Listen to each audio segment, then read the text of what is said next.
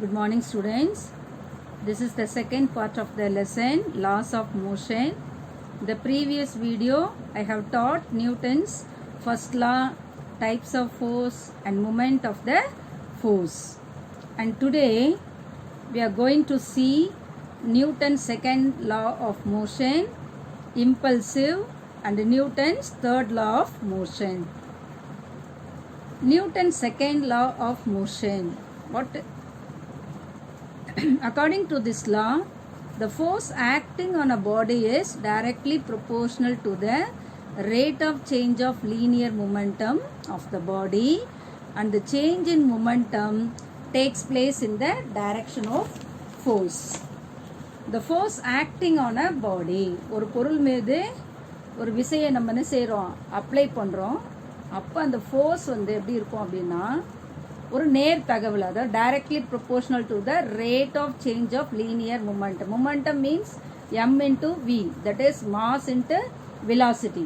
Rate அப்படின்ற word வரும்போதே அது டைமை டிபெண்ட் பண்ணுதுன்னு அர்த்தம். அப்போ mv by t அப்படின்னு அர்த்தம். So force is directly proportional to mv by t அப்படின்னு சொல்கிறாங்க. And the change in momentum takes place in the direction of the force.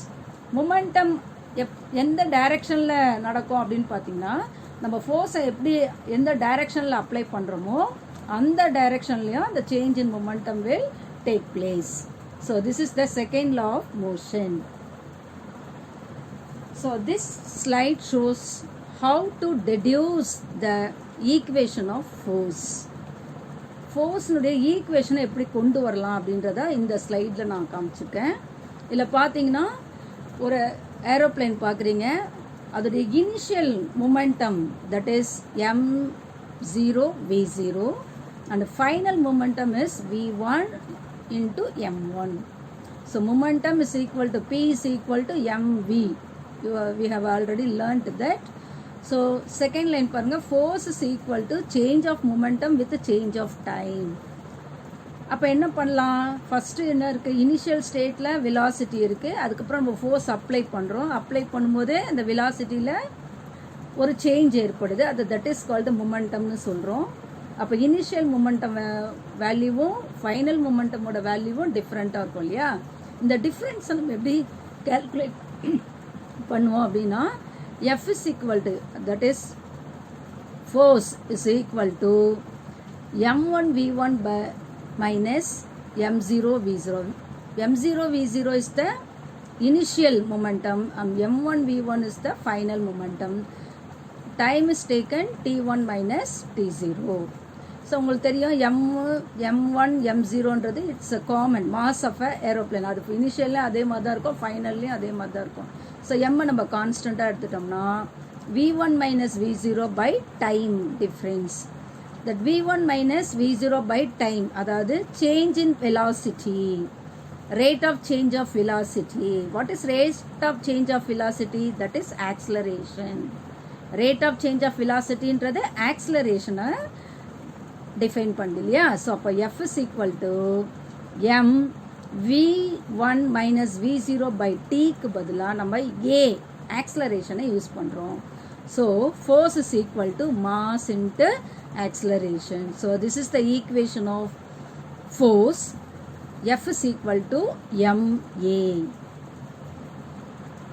I hope you will understand. Next, units of force. SI unit of force is Newton, and CGS system of force, the unit of CGS system is dyne. 1 Newton is equal to 1 kilogram meter seconds power minus 2, and 1 Newton is equal to 10 to the power 5 dyne. So this is the unit of force. Next we are going to learn impulsive. What is impulsive? Impulsive force is a large force that acts over a short period of time during collision or explosion. So impulse அப்படின்றது என்னன்னா, மிக குறைஞ்ச டைமில் அதிக அளவில் நம்ம force apply பண்ணோன்னா அதுக்கு தான் என்ன பேர், இம்பல்ஸ் அப்படின்னு சொல்கிறோம். மிக குறைஞ்ச டைமில் அதிக அளவு ஃபோர்ஸஸ் செயல்பட வைக்கிறதுக்கு பேர் இம்பல்ஸ் அப்படின்னு சொல்கிறாங்க இல்லையா. ஸோ இப்போ இம்பல்ஸ் எப்படி கால்குலேட் பண்ணுறதுனா J is equal to F into T, force into time, that is impulsive.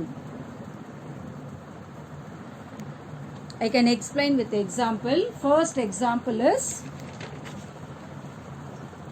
spring shock absorber னு சொல்லுவோம். இப்போ வண்டியில எல்லாம் இருக்கும், ஆட்டோமொபைல்ஸில் இருக்கும். ஸோ ஆட்டோமொபைல்ஸ் வண்டியிலலாம் போகும்போது இப்போது ரோடு வந்து சரியில்லை அப்படின்னும் போது வண்டி அதில் போச்சுன்னா இந்த ஸ்ப்ரிங் என்ன பண்ணோம் அப்படின்னா அந்த வைப்ரேஷனை என்ன பண்ணிடும், அது அப்சர்வ் பண்ணிடும். இப்போ நம்ம வண்டியில் ஸ்மூத்தாக ட்ராவல் பண்ணலாம், எகிரி குதிக்க வேணாம் இல்லையா. ஸோ அந்த மாதிரி நம்ம வந்து மேலேயும் கீழேயும் அதிர்வடையாமல் இருக்கிறதுக்கு இந்த ஷாக் அப்சர்பர்ஸ் நம்ம என்ன பண்ணுறோம், யூஸ் பண்ணுறோம். தட் இஸ் ஸ்ப்ரிங், ஆட்டோமொபைல்ஸில் யூஸ் பண்ணுற ஸ்ப்ரிங். செகண்ட் எக்ஸாம்பிள்ஸ் பார்த்தீங்கன்னா ஃபீல்டர் பார்ப்பீங்க. Cricket fielder pulls his hand gradually with a moving ball while holding a catch. பந்து பிடிக்கும்போது அவரோட கை தன்னாலே என்ன செஞ்சிடும், பின்னோக்கி போகும் இல்லையா. ஸோ இது மூலயமா அவர் என்ன பண்ணுறாரு, வந்து வேகமாக வருது, அப்படியே கை என்ன செய்வார், அவர் கேட்ச் பண்ணும்போது அப்படியே பின்னாடி கொண்டு போகும். ஸோ இதெல்லாம் நம்ம இம்பல்சிவ் ஃபோர்ஸ்க்கு எக்ஸாம்பிளாக நம்ம கொடுக்கலாம். Next Newton's third law of motion.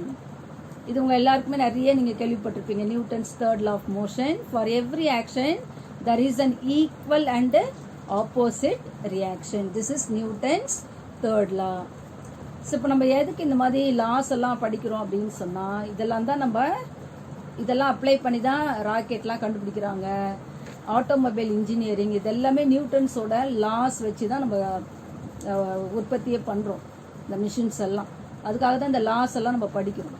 So Newton's third law of motion வந்து ராக்கெட், உங்களுக்கு எல்லாருக்குமே உங்களுக்கு அந்த எக்ஸாம்பிள் தெரியும். For every action there is an equal and opposite reaction. So this is Newton's third law of motion. அதே மாதிரி இந்த லா பார்த்தீங்கன்னா என்ன சொல்லுதுன்னா, they always, that is the force always act on two different bodies. அதுதான் இந்த எக்ஸாம்பிள்லேயே நான் காமிச்சிருக்கேன். ஒன்று இந்த டைரெக்ஷனில் இருக்குது, இன்னொன்று இந்த டைரெக்ஷனில். So force apply on two different bodies, the force acts on two different bodies. இல்லை பாருங்க, ஃபர்ஸ்ட் எக்ஸாம்பிள் நியூட்டன்ஸ் தேர்ட் லாக்கு வந்து ஃபர்ஸ்ட் எக்ஸாம்பிள் ஃப்ளையிங் பேர்ட்ஸை நம்ம சொல்லலாம். ஸோ பேர்ட்ஸ் வந்து depends on Newton's third law of motion. பறவைங்க பறக்கிறதே எதை டிபெண்ட் பண்ணி தான், நியூட்டன் தேர்ட் லா ஆஃப் மோஷனை அழகாக அதில் எக்ஸ்பிளைன் பண்ணோம். Bird pushes down on the air with their wings.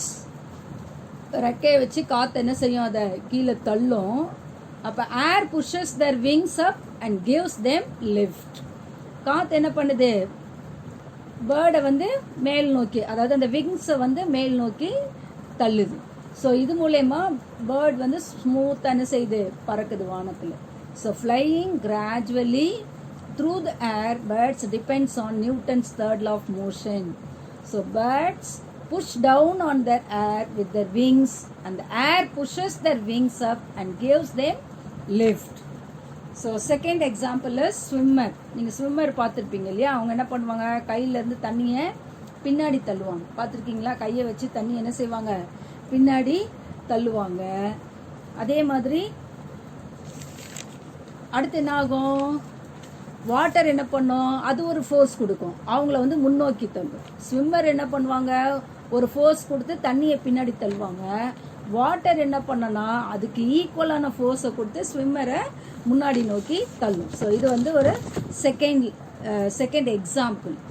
So next the third one is